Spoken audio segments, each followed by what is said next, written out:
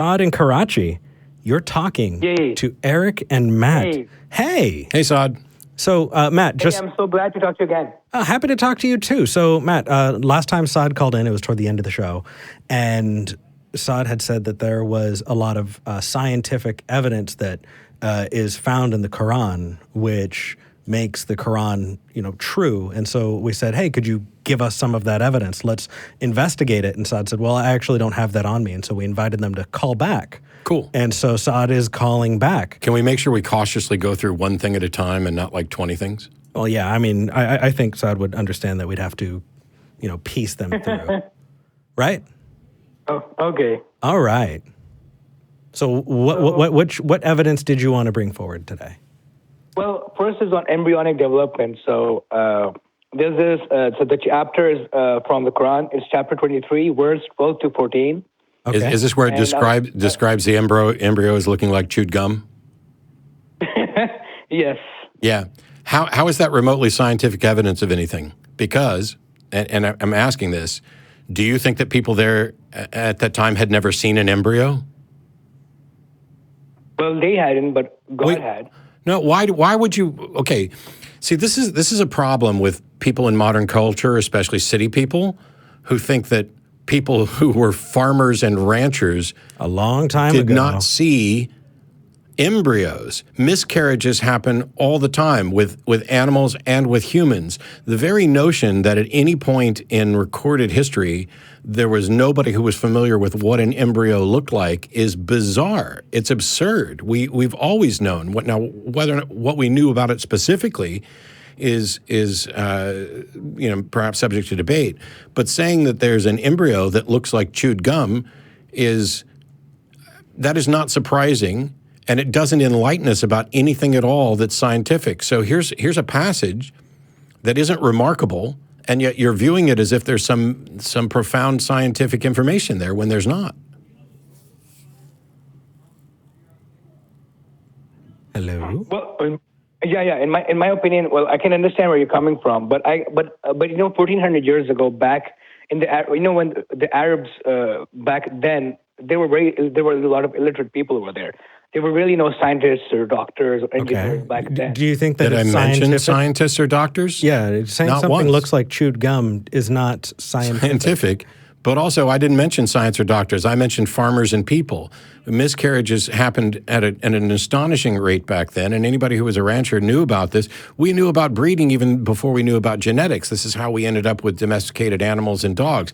How many people have cracked open a chicken egg? I did this just 3 or 4 weeks ago with an egg that came directly from the grocery store. Crack it open, there's an embryo in it because we can't catch all of them. Yeah.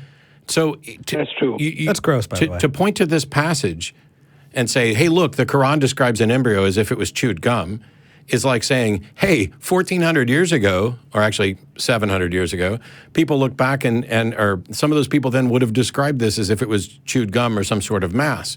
Yes, they would have. And there's absolutely nothing in that passage that it was of any scientific value.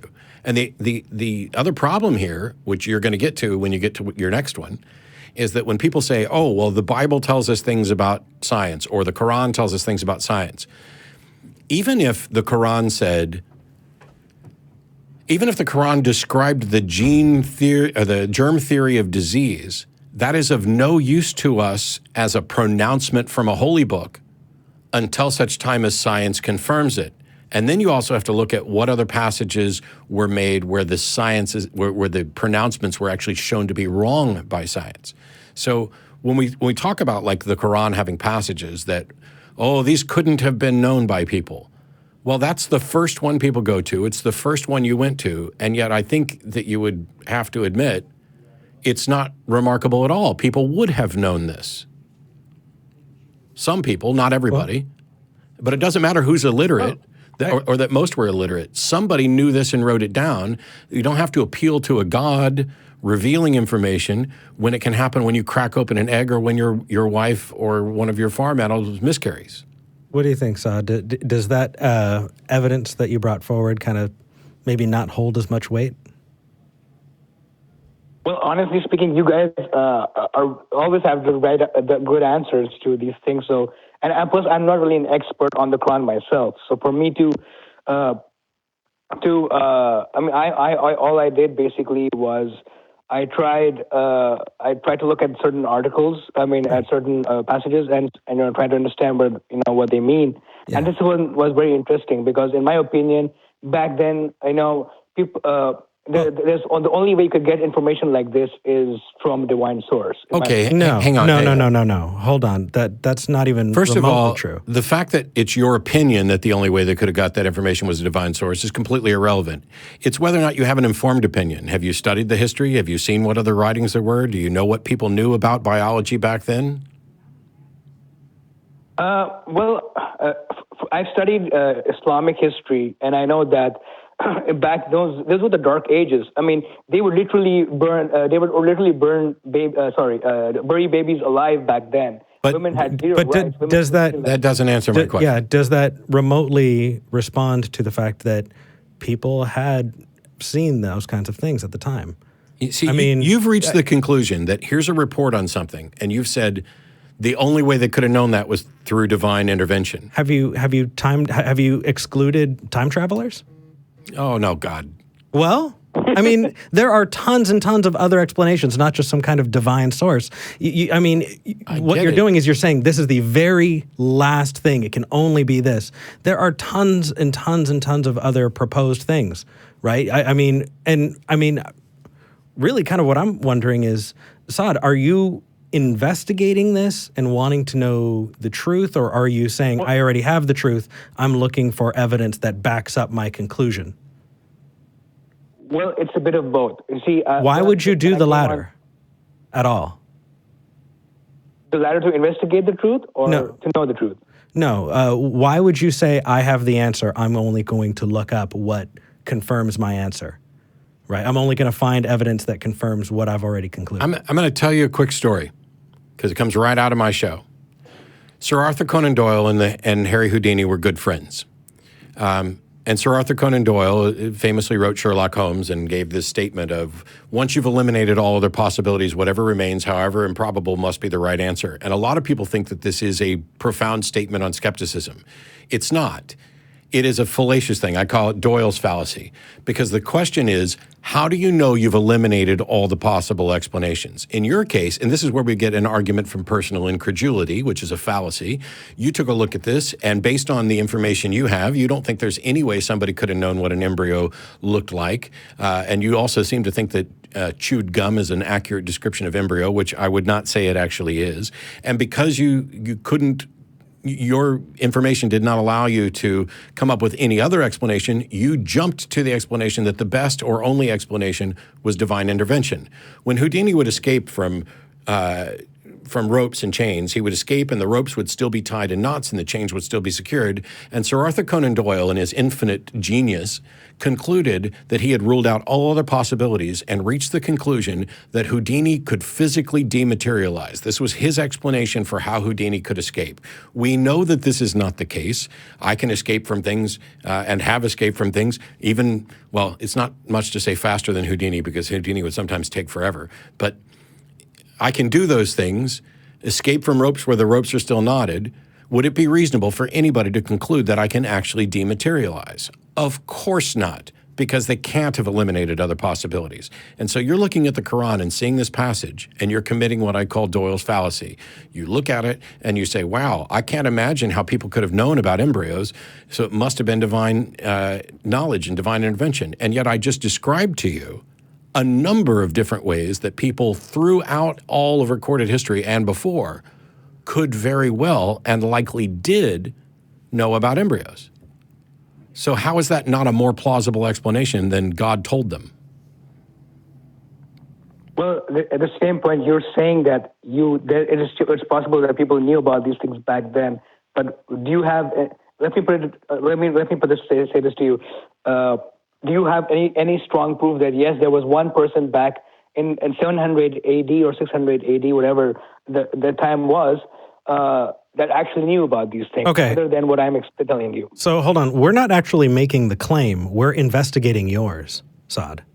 So the thing is, I offered an explanation that is plausible based on the bulk of information, the fact that we've been raising animals, the fact that we've been giving birth, the fact that miscarriages were higher, that infant mortality rates were higher. And now you're saying, you are implying, I shouldn't say saying, you are implying that unless I can give you proof that one person knew about this back then, you're sticking with the best explanation is God said so? Well, wouldn't you? No, not even close. Here's an example. I would never have gone to God said so in the first place because that requires evidence. My plausible explanations for how they could have known this have evidence to back them up. And they are all completely natural and mundane. You are reaching to the supernatural for which there is no evidence. And what makes this worse is you are then trying to use this conclusion as if it is evidence for the supernatural, which makes your entire argument circular. So you start with an argument from personal incredulity. I can't believe people understood about this. I haven't looked into it. I haven't researched it. I haven't figured out what people did or didn't know, but I just can't believe that they knew about embryos. Therefore, God must have said it, and I will use that as evidence that there's a God and the Koran points us to it. That is fallacy upon fallacy right there. Now, that doesn't mean that your conclusion is necessarily wrong, but it does mean that you can't get to that conclusion with what you've provided and how you've provided it. I'll give you an example that I came across yesterday. Yesterday, I was at the mall and I was talking to an employee at a clothing store who said that she was positive that there was some external force that had brain control technology, and that they were controlling her mind, making her think things that she didn't want to and wouldn't normally think, and were controlling her dreams. And so I asked her, how do you know that? And she said, well, it couldn't be any other way. Yeah. And so I said, well, what are the odds that you've uncovered this conspiracy and that there are, all of these unknown forces that are conspiring together to make you think weird things and change your dreams? Or a far more likely explanation is you need help. Well, let's set aside that. Let's set aside this notion of whether or not it's far more likely. My statement to you was not, you are wrong about God, and here's how they actually knew. Well, here's. I mean, I want to put a pin in the end of this, and that is that her response was, you need to prove to me that nobody is controlling my mind. That's exactly the same thing that you just did. But here's the thing. You've proposed God as an explanation for how the Quran describes an embryo, and I would argue that a God would know and have a better understanding of an embryo than chewed gum. But you're proposing that explanation because you think it's the only one. I proposed an alternate explanation, and now, in order for yours to be the only one, you actually have to show why my other one can't be correct. I'm not saying which one is right. I'm just saying there are other potential explanations. How did you rule them out? Yeah, that's a good question. Well, it's one that I would love for you to chew on and then maybe call back in next week. It definitely shows that, you've come up with this. We've talked about plausible explanations and what we would hope to see. Unless you have that on hand, I think that it would probably be a good idea to wait and see if you've got something better next week. Well, I wanted to say a couple of other things regarding the scientific. Now, there's one that I came across on about the origin of the universe, and I'll get to that in a second. About the what? One thing the origin of the universe. Oh, okay. I just couldn't understand you. Sorry. Go ahead. So I'm going to talk about that in just a few seconds, in just a minute or two. But before that, I came across something very interesting. That's why I was thinking about it, because I don't know how much you know about the Hajj, or Muslims have to go to Mecca for. I think a lot of our, I know a little bit, and I'm sure Matt knows more, but I would love for you to, if you can sum it up very quickly. This is an educational show, so people who are watching. Sure. Go ahead. This is what I've come to on my own basis. This isn't any scholarly thing, or maybe I'm not sure. But the universe stuff is more interesting. But I'll get to that in a second. So what I came across is, for example, you see how this is the now. Correct me if I'm wrong. Is it the Earth? Is it the Earth that orbits around the sun, or is it the other way around? No, the Earth orbits around the sun.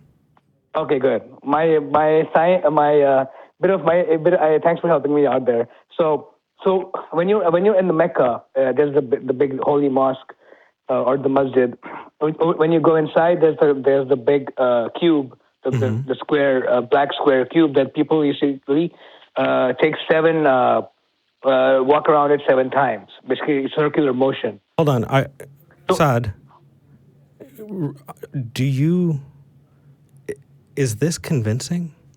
Is this something that you think that... This is what you asked him to describe, though. Okay, sorry. Yeah. Go ahead. They walk around. Trying to draw a parallel. I'm just trying to draw a parallel from the Earth orbiting around the sun. Yeah, that was his evidence.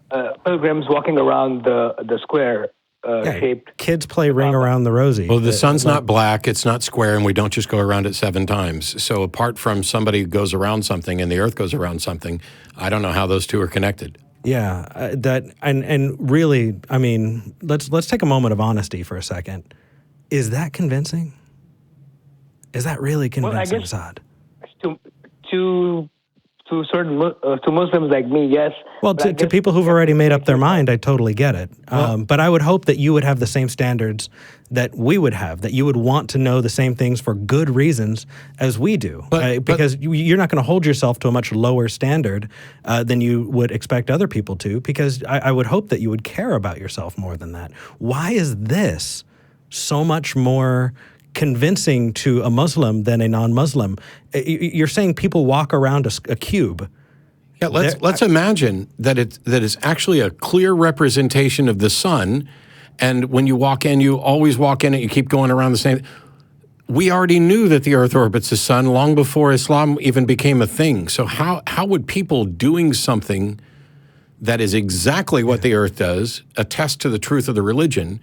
And now you've got to go to what they're doing is even less directly analogous than my description. I don't understand how this could possibly be convincing. Here's something we already know, and humans mimic it, and so that shows that the Quran is true? That's just bizarre. I mean, not even that humans mimic it. It's just a strange observation. Well, just my observation. So I'm not exactly sure. Like I said, I'm not exactly sure how long ago people knew about it. Earth revolves around the sun. I'm not sure if Aristotle or Socrates or any of these guys knew about it. So if I'm wrong about it, you can correct me. We did. Yeah. But considering Galileo was put in prison for it, but yeah. So Saad, I hope that you call in next week. I hope that in your next round of investigation, you don't just look for things that are going to confirm what you already think. Open yourself up to just looking for evidence and where that evidence leads. And when you Google Quran and science, also Google Quran and science debunked, and you'll find that most of the things that you're going to find have already been thoroughly addressed with the same type of objections that we're launching. Because there's a reason I knew exactly where you were going with that verse about an embryo. It's not because you came up with it. Yeah, I didn't invent this today. Yeah. The vast majority of the arguments that we have been had for hundreds of years. So, anyway, take care. I have the one about the mountains. Can you go? Sorry, the original universe. Can we just go on that before I hang up? The thing is, I have a bunch of other callers I want to get and to. We're already it's over really time. Yeah, it's really not fair to them. But I do hope. Okay. But next time, call earlier in the show. You didn't get on our lines until much later, and that's why we weren't able to get to you. We weren't able to give you time to explore this. But I do appreciate the fact that you went with one thing and allowed us to address it rather than 20 things all at once, which happens. It didn't devolve into name calling or anything like that. It was respectful. It took time, and that's exemplary. We don't agree, but I like it. All right. Take care, man. So can I just say one last thing before I go? Go for it, brother. For food for thought. Okay. So I'm going to leave you with these 2 statements, these 2 small lines from the Quran, and then we'll hang up. Just for something for food for thought. So this is chapter is from chapter 41, verse 11. Then he turned to the heaven when it was smoke, and the last line I'm going to tell you is chapter 21, verse 30. Have not those who disbelieve known that the heavens and the earth were one connected entity, and then we separated them. I'll just leave you at that. Okay. Yeah. All right. Take care, man.